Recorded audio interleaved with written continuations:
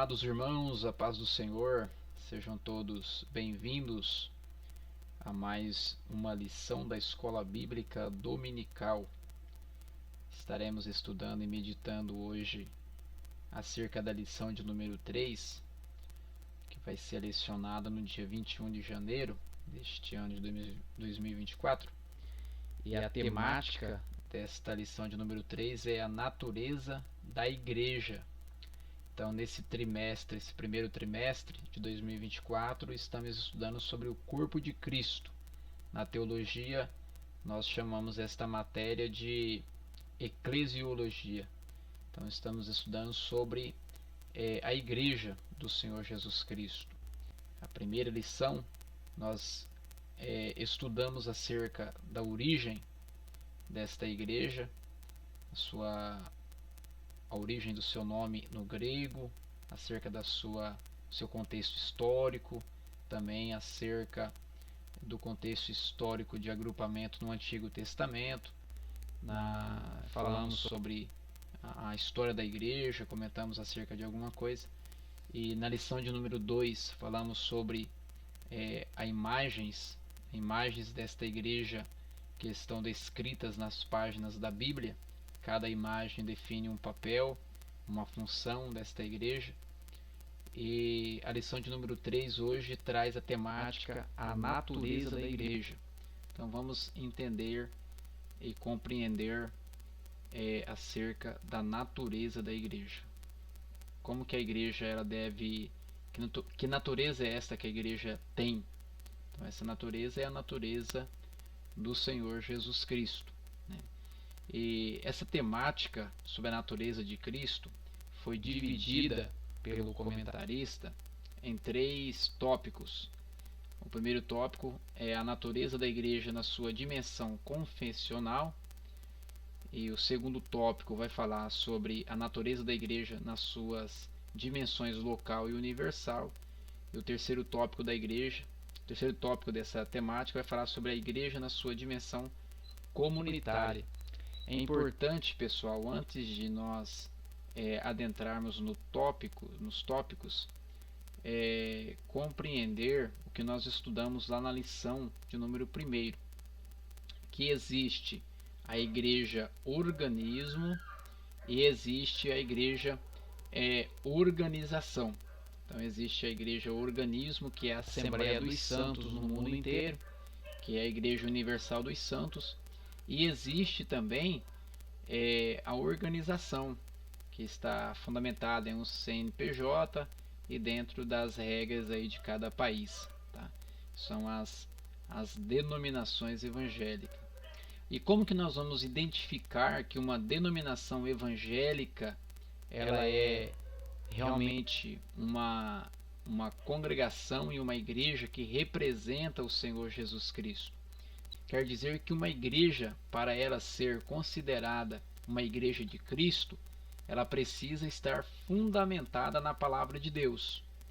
Então, se você observa uma denominação evangélica e ela não se enquadra dentro dos ensinamentos bíblicos, esta igreja ela não está vivendo a essência de uma verdadeira igreja. Está lhe faltando alguma coisa.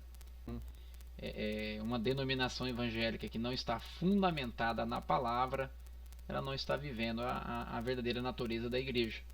É importante destacar que dentro de uma denominação evangélica, nós temos ali, dentro desta organização, nós temos um organismo, né, que é a verdadeira igreja do Senhor Jesus Cristo.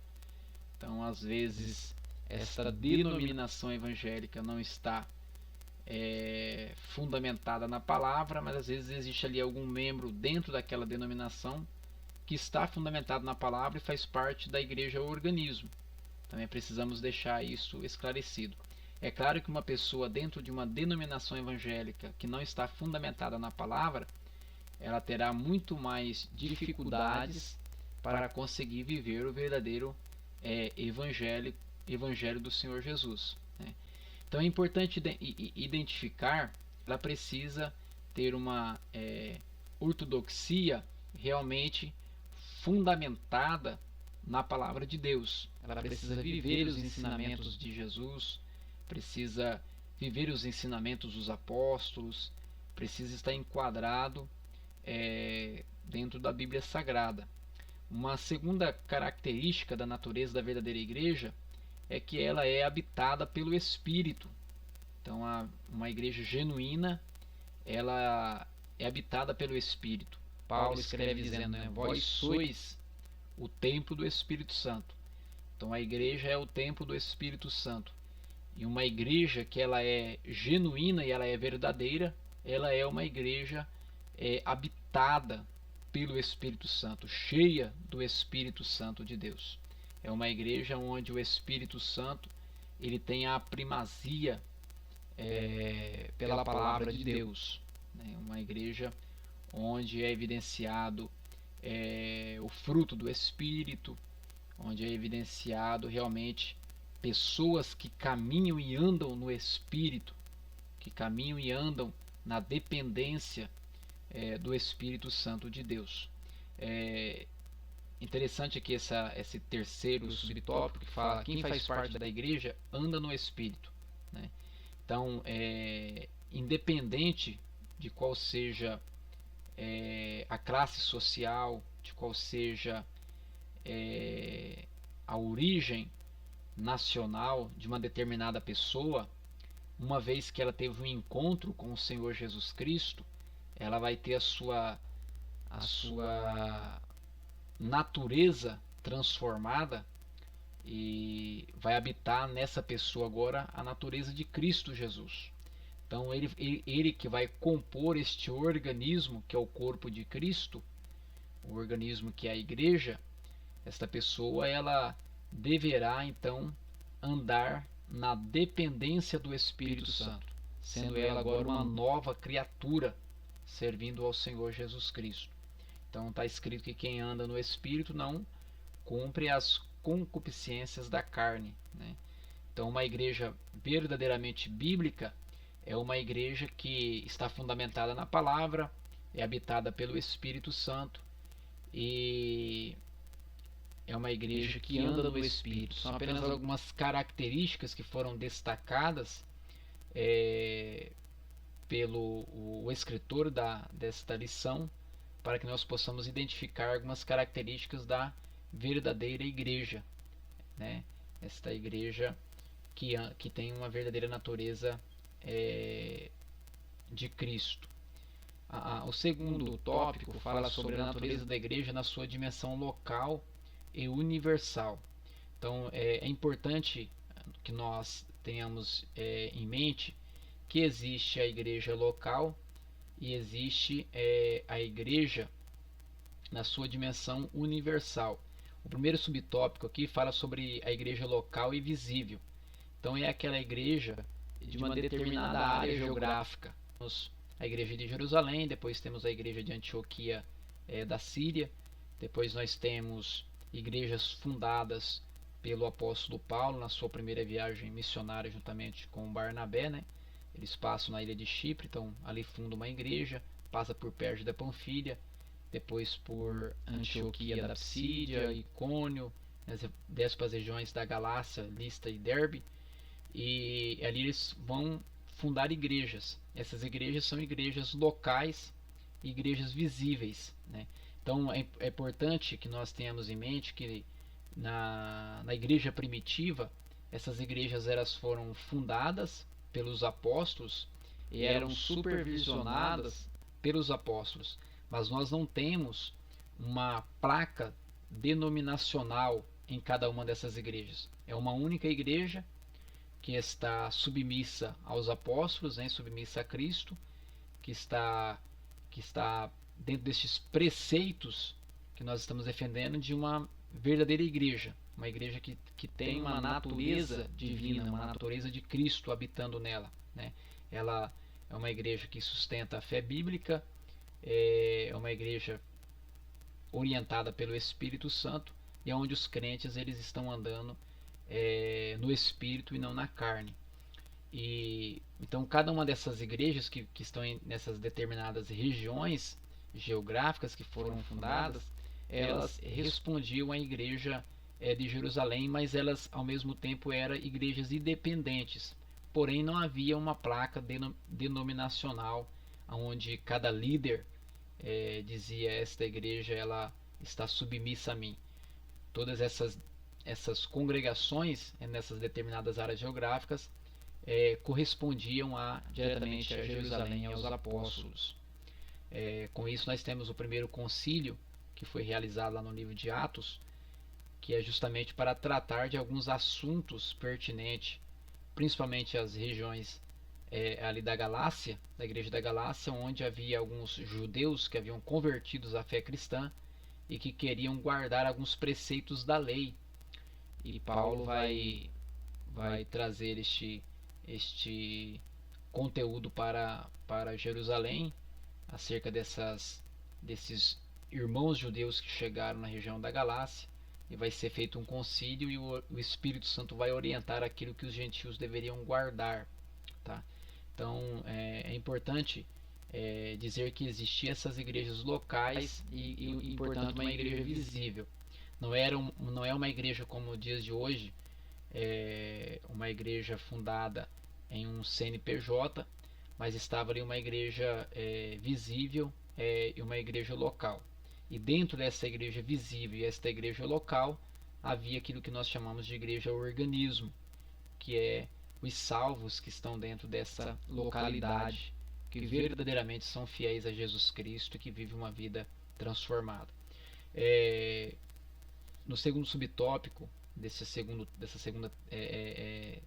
tópico, fala sobre as particularidades das igrejas locais. Então cada igreja tinha a sua particularidade, tinha suas dificuldades, mas tinha também suas bênçãos. Muito bem.